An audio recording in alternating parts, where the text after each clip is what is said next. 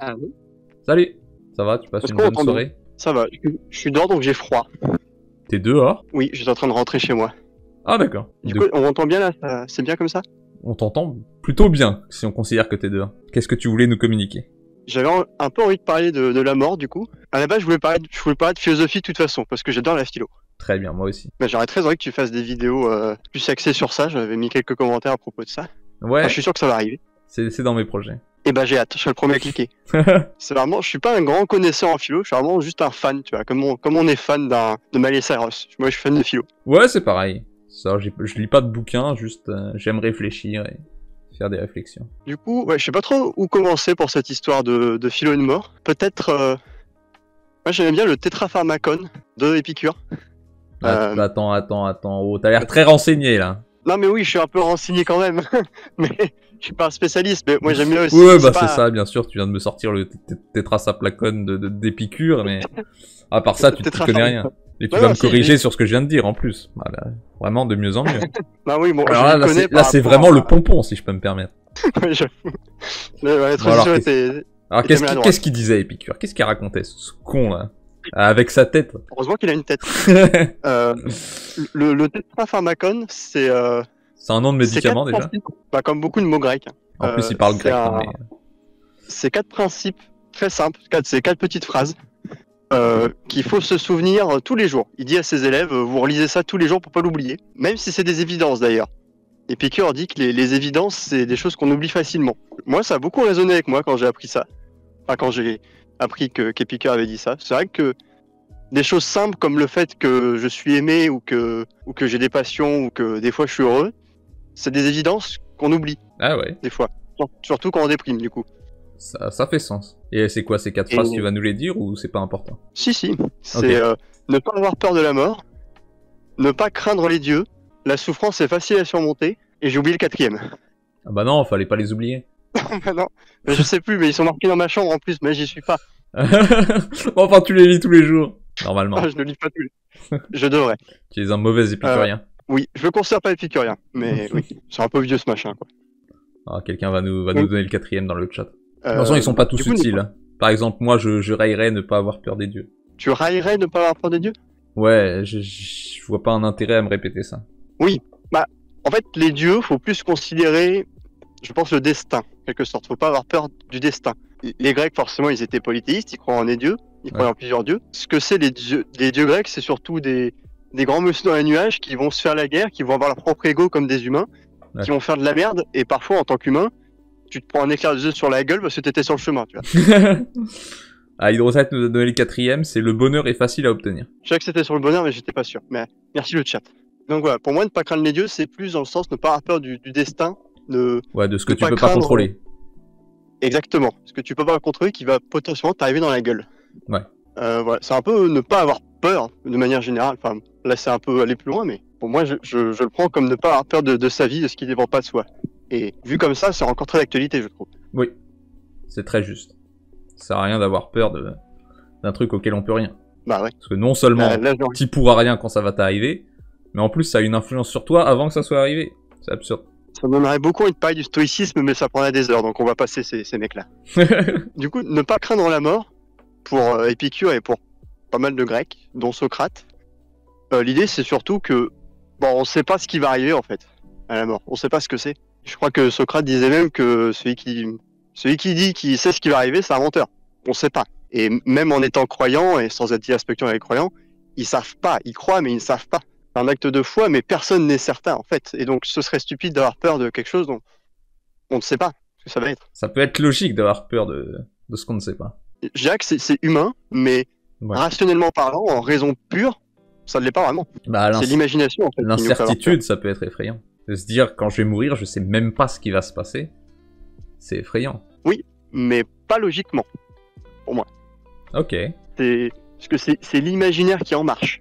Il y a un petit peu la même idée que ne pas avoir peur de ce qui dépend pas de nous, en fait, de manière logique. C'est... Tu contrôles pas, tu sais même pas... Enfin, ça se trouve, ça va être super. Ouais. Ça peut être n'importe quoi. C'est vrai, je vois ce que tu veux dire. Donc c'est dans l'imagination, dans le sentiment, c'est parfaitement... c'est vrai, on a autant de raisons d'avoir peur que d'avoir hâte au final. C'est ça. D'ailleurs, je vais en revenir après sur avoir hâte de la mort parce que moi, c'est mon point de vue aujourd'hui. Ah ouais? Oui, c'est pour ça que je parlais d'un point de vue particulier. En effet, c'est particulier. Pas très encourageant, ouais. Ouais, mais c'est pour ça que j'essaye de me cacher derrière des grands mots et tout pour essayer de bien maîtriser mon message parce que j'ai pas envie que ce soit une incitation. Non, si t'avais vraiment hâte, tu te suiciderais. Donc ça doit être un peu plus subtil que ça, quoi. Oui, c'est un peu plus subtil que ça. Mais la phrase telle quelle est vraie. Ouais. Alors dis-nous en plus. Pour finir rapidement, je peux finir rapidement peut-être à Macon. Bien sûr. Ne pas, non, la souffrance, pardon, est facile à surmonter. Pour Épicure, si t'as une petite souffrance, non, attends, je cherche mes mots un instant. Vas-y. Moi, je sais ce La qui se passe plupart après du la temps- mort, mais je dis pas. Oh non. Oh, le mec, Il lâche les dossiers un peu. on faut savoir, nous. En général, une grande souffrance ne dure pas longtemps. Tu te donnes le petit doigt de pied, ça fait extrêmement mal, ça dure pas longtemps. Et si jamais une douleur s'installe sur la durée, tu finis par t'y habituer, ça fera moins mal.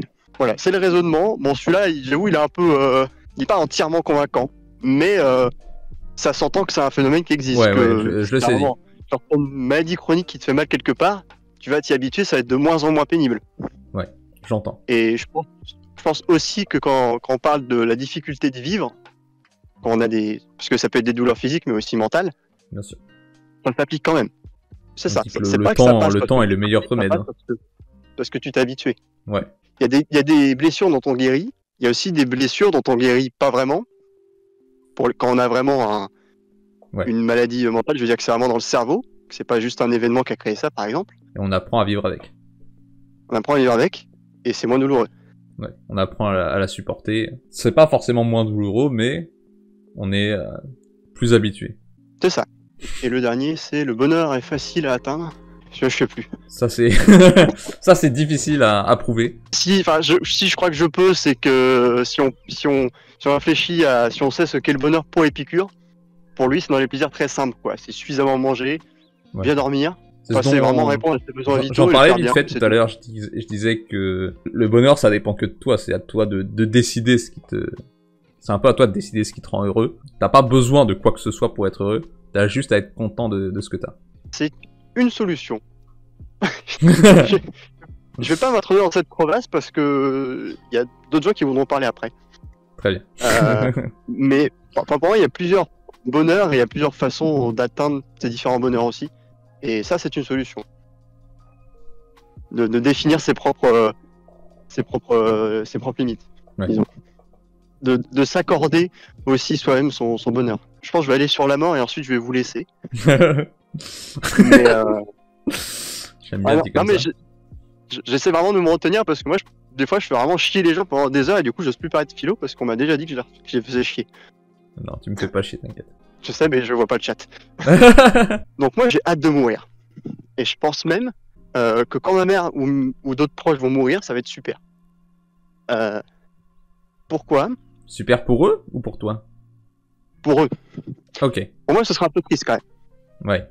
Mais pour toi-même, pour moi, la mort en même temps, c'est une libération. N'étant pas croyant, pour moi, la fin logique la plus probable, c'est juste cesser d'exister. Ouais. Je pense aussi. Et donc, cesser d'exister, c'est plus de souffrance.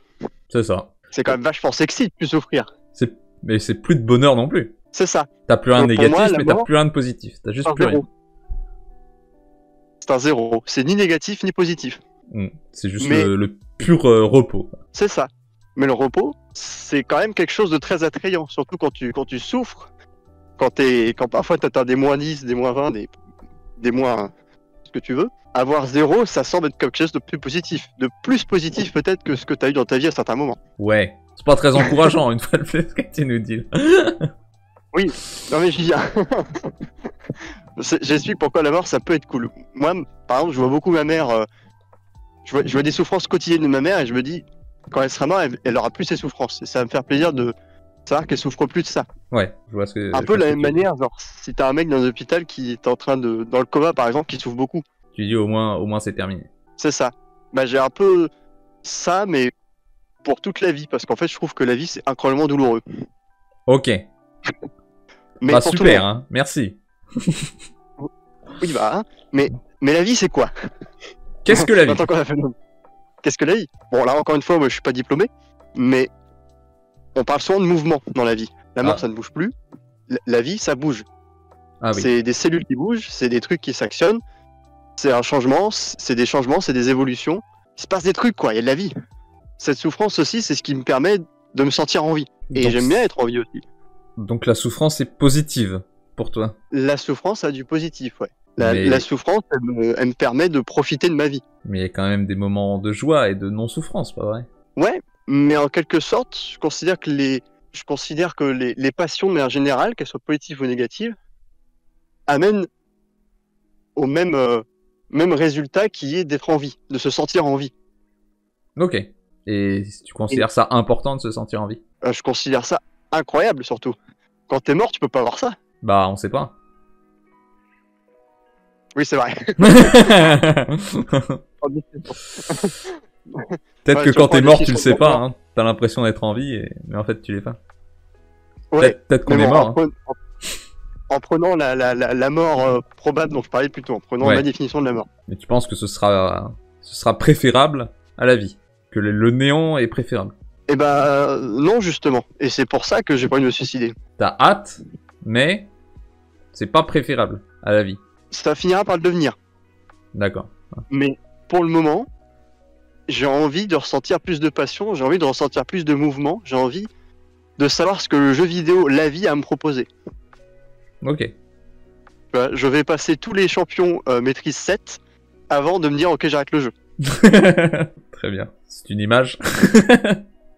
Il n'y a pas forcément. de message Y a pas de message, pernicieux d'accord. derrière. Hein. Tu vas pas passer les champions de la vie maîtrise 7. Voilà, bon, y a pas... Genre, faut pas trop filer la métaphore, sinon ça devient bizarre. Mais Ok. ouais, j'aime bien voir la vie comme un jeu vidéo. J'ai envie de savoir tout ce qu'elle a à me proposer. Et les souffrances en font partie. Oui. Et les souffrances permettent aussi de rendre la joie plus belle. D'accord. Donc pour le moment, t'as pas hâte de mourir au final. C'est juste Bah. que tu vois pas ça comme quelque chose de négatif de mourir un jour. C'est ça. En fait, j'ai hâte dans le sens où je serai content quand ça arrivera. Mais pas que j'ai envie que ça arrive le plus vite possible. Tu seras content que ça arrive? Ouais. Même Moi, si tel c'est que je brusque l'imagine, et... Bah, si c'est brusque, c'est dommage. Mais, d'un seul coup, je veux plus souffrir.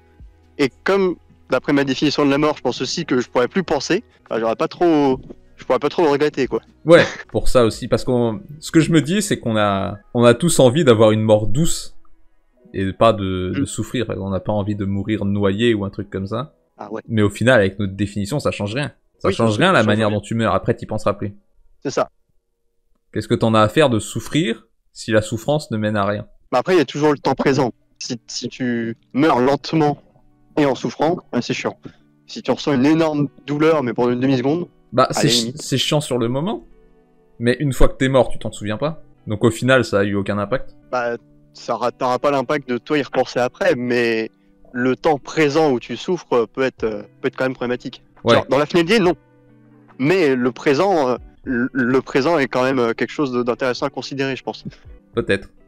Parce que ce qui est embêtant dans la souffrance, c'est que tu dois vivre avec. Mais si tu meurs de la souffrance, c'est moins grave. T'as pas à vivre avec puisque t'en meurs. Oui. Tu vois où je veux en venir. Mais si tu... Je vois où tu veux en venir, mais tu Parce souffres avec. veux dire, genre, c'est si tu meurs de brûlure, tu vas souffrir avec, pas longtemps avec, mais tu vas quand même souffrir avec. Ouais, Pas vivre avec. ce sera un petit moment désagréable à passer. On n'est pas non plus 3 jours à mourir de noyade, par exemple. Non, non. Moi, j'ai peur de l'eau, donc vraiment, j'ai du mal à me caler sur ton opinion, mais ouais. T'as pas envie de mourir noyé. Non, bah, comme tout le monde, c'est quand même préférable de mourir sans trop souffrir, mais Ouais, bien sûr, mais ce que je veux dire, c'est que ça change pas grand-chose. oui, évidemment. Ça me terrifie de mourir de noyade, perso. Bah oui, ça a l'air affreux. Je suis déjà mort de noyade dans un rêve. C'était chiant. J'ai déjà failli me noyer. Moi aussi. Ouais. Eh bah, c'était joyeux à Star Wars, en tout cas. Ouais, bah oui, je suis pas. J'espère que le message est bien passé parce qu'au final, pour moi, c'est quand même un message de vie, je pense. Ok. C'est bien de le Mais, préciser. ouais, non, mais je le précise, c'est que de toute façon, on va mourir à un moment. Oui. Quitte à mourir, autant profiter de ce que la vie a à nous proposer parce qu'il n'y a pas de marche arrière après. Ouais, c'est ça. Et de tous les cas, quand tu mourras, là, ce sera super parce que ta souffrance sera terminée. C'est une récompense en fait qui t'attend à la fin de la vie. C'est la ligne Et- d'arrivée. Tu vas forcément y passer. Donc pourquoi se presser? Même titre que dans les couples, par exemple, je ne force pas de me mettre en couple avec quelqu'un. Et quand ça se passe, je veux que ce soit bien. Je veux être amoureux, je veux qu'il soit amoureux et tout. Et C'est quoi, c'est quoi ce virage là? Qu'est-ce que tu as? Pardon, non, c'est mon côté mélancolique qui est venu à seul coup. Ah, mais... J'ai pas suivi la transition. Non, pardon, oui, ça faisait plus de sens dans ma tête ou en me connaissant, mais j'ai que sans connaître, c'est bizarre. Cette philosophie implique que rechercher les plaisirs et les bonheurs est vain. Au contraire, puisque c'est ça qui te fait te sentir en vie. C'est tout ce que t'as à faire de ta vie, c'est vivre. C'est ça. On est d'accord. Je pense qu'on est d'accord.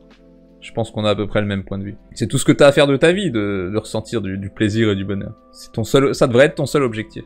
Et de la souffrance aussi. Ouais. Ça, là, peut-être qu'on diverge un peu sur nos opinions. Je pense pas que la souffrance soit nécessaire.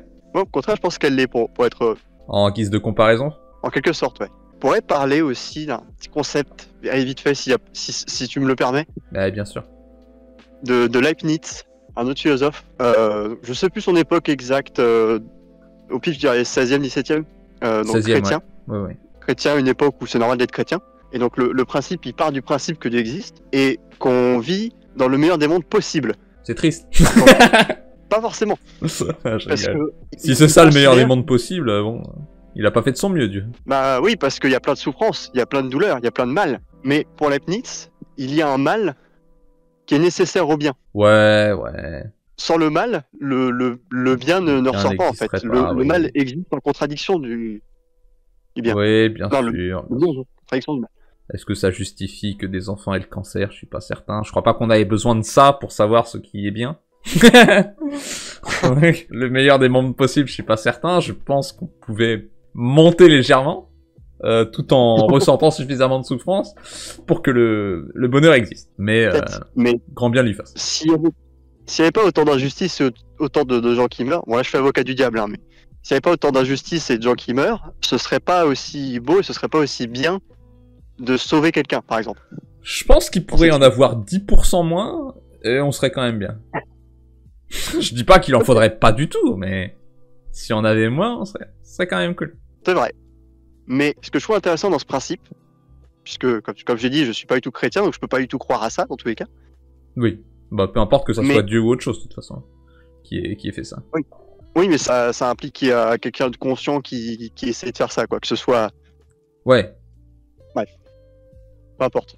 Je suis pas chrétien, mais dans ce principe, en fait, il repose l'idée que je trouve intéressante, qui est que si c'était vrai, qu'on était vraiment dans le meilleur des mondes possible, on s'en rendrait pas compte. Parce que l'humain est beaucoup plus centré sur la souffrance et la douleur et sur le mal. Il se souvient beaucoup plus de ça que du positif, que du bien. C'est vrai. Je trouve ça très, très beau et très pertinent, l'idée que même si c'était vrai, c'est sûr à 100% qu'on s'en rendrait pas compte. Qu'on penserait quand même que là, il y a trop de mal et que c'est pas juste du mal nécessaire au bien. Même s'il y avait moins de mal, on fonctionnerait toujours en comparaison. Imagine qu'il y ait rien de mal dans le monde. Si juste une journée, il se passait rien de spécialement bien, on dirait que c'est une très mauvaise journée. C'est ça. Donc, il y a forcément on fait l'équilibre nous-mêmes au final. C'est ça. Et pour nous, il est toujours défavorable. Si, comme tu disais tout à l'heure, on mettait 10% de mal en moins, on dirait toujours « Ah, quand même, il faudrait 10% en moins. » Ouais. Il y a aucun monde, en fait, où tu ne me diras pas ça, qu'il faudrait quand même au moins quelques pourcents en moins minimum. Et mais est-ce qu'il y aurait pas un moment où on trouverait que le monde est juste quand même? C'est intéressant. D'après le principe de Leibniz, non, et moi je n'y crois pas non plus. Parce que c'est dans notre nature de retenir et de voir le mal beaucoup plus que le bien. Difficile à savoir. Oui, même impossible. Ouais. Mais je trouve l'idée élégante. Voilà, c'était pour faire une connexion avec ce qu'on disait avant, mais je l'ai oublié, donc je vais pas la faire. Je pense qu'elle se fait. C'est pas grave, tout est intéressant. Je te remercie, Asta. Bah, merci beaucoup, c'est un honneur et un grand plaisir d'être venu parler avec toi. Ouais, bah, ce sera un plaisir que tu repasses un de ces jours.